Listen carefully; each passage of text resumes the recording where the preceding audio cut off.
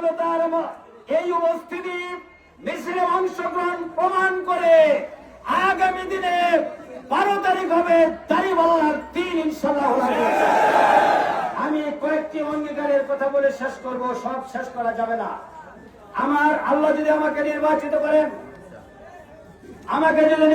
করেন, আমার প্রথম দায়িত্ব হবে as a member of parliament to for law according to the light of the Quran, according to the life of Prophet Muhammad sallallahu alaihi wasallam। আমি MP হলে আমার প্রধান দায়িত্ব হবে পার্লামেন্টে কোরআনের ভিত্তিতে, ইসলামের ভিত্তিতে, বিশ্বনবীর আদর্শের ভিত্তিতে আইন প্রণয়ন করা। যখন কোন ইস্যু আসবে আমি আমার এলেম, আমার জ্ঞান, আমার আমল, আমার চরিত্র দিয়ে কোরআনের পক্ষে পার্লামেন্টে কথা বলবো ইনশাআল্লাহ। কোরআনকে বাইপাস করে কোন আইন পাস করতে দেব না।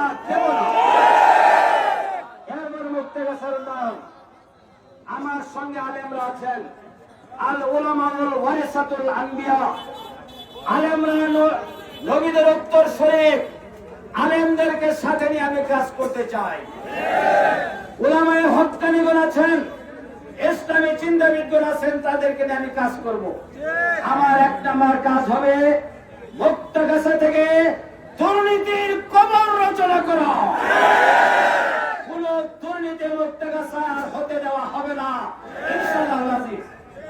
এরপরে আমি যে কাজটি করতে চাই, সন্ত্রাস, চাঁদাবাজ, নৈরাজ্য, দখলদারিত্ব, আধিপত্য মুক্ত মুক্তাগাছা গড়ে তুলব ইনশাআল্লাহ।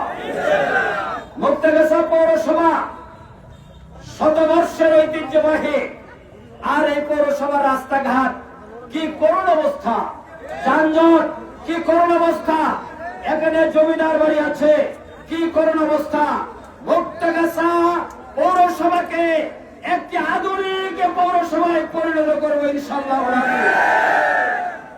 স্কুল, কলেজ, মাদ্রাসা সহ সকল শিক্ষা প্রতিষ্ঠানের উন্নয়ন, শিক্ষকদের সুযোগ সুবিধা বৃদ্ধি, শিক্ষা প্রতিষ্ঠানের ছাত্রদের নৈতিক চরিত্র গঠন, যোগ্য নেতৃত্ব তৈরি করার কেন্দ্র হিসেবে আমি গড়ে তুলব আল্লাহর রহমতে। এরপরে ব্যবসায়ী, উদ্যোক্তা, শিল্প মালিক প্রতিষ্ঠান যারা আছেন তাদের কাছে চাঁদা চায়, মনে হয় প্রতিষ্ঠানটা যারা তাদের বাপ দাদা। কোন ব্যবসায়ীর কাছে, টেম্পো স্ট্যান্ডে, বাস স্ট্যান্ডে, রিক্সাওয়ালার কাছে কোন প্রতিষ্ঠানে আর কেউ চাঁদা দাবি করতে পারবে না। এই পরিবেশ আমি নিশ্চিত করব। তরুণদের কর্মসংস্থানের ব্যবস্থা করা হবে। যারা উচ্চ শিক্ষা শিক্ষিত, বিদেশে পাঠানোর ব্যবস্থা আমরা করব। যারা সর্বশিক্ষিত, মেল ফ্যাক্টরি উৎপাদন কর্ম কারখানা গড়ে তুলে তাদের চাকরির ব্যবস্থা করা হবে। উচ্চ শিক্ষিত নারীরা মানসম্মত কর্মসংস্থানের ব্যবস্থা পাবেন, আর সর্বশিক্ষিত নারীরা তারা ঘরে বসে বুনন, ক্ষুদ্র কুটির শিল্পের মাধ্যমে আত্মকর্মসংস্থানের ব্যবস্থা তাদের করা হবে। এরপরে পারিবারিক সামাজিক বিরোধ নিষ্পত্তির জন্য আমরা ধর্মীয় ব্যক্তি, সুশীল ব্যক্তি, অবসরপ্রাপ্ত সৈনিক, সরকারি কর্মকর্তা, শিক্ষক, আলেম এবং সম্মানিত ব্যক্তিদের নেতৃত্বে একটা কমিটি হবে যারা সামাজিক পারিবারিক বিরোধ নিষ্পত্তি করার জন্য এমপির প্রতিনিধি হিসাবে কাজ করবেন ইনশাআল্লাহ। রাস্তাঘাটের সংস্কার, মেরামত, নির্মাণ কাজ 6 মাসের মধ্যে শুরু, 2 বছরের মধ্যে শেষ হবে ইনশাআল্লাহ। বনায়ন কর্মসূচি নেওয়া হবে।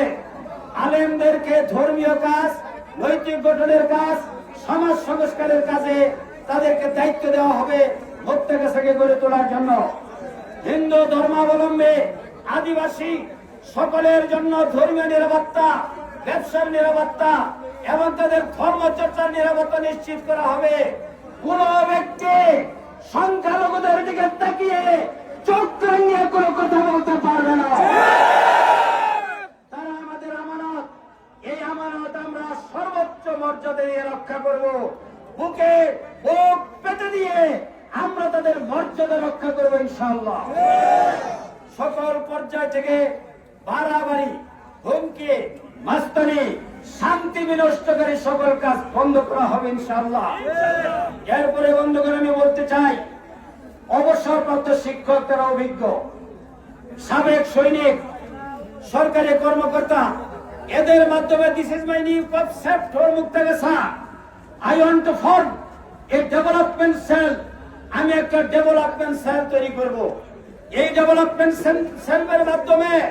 সেলের মাধ্যমে মুক্তাগাছার সকল উন্নয়ন পরিচালিত হবে ইনশাআল্লাহ।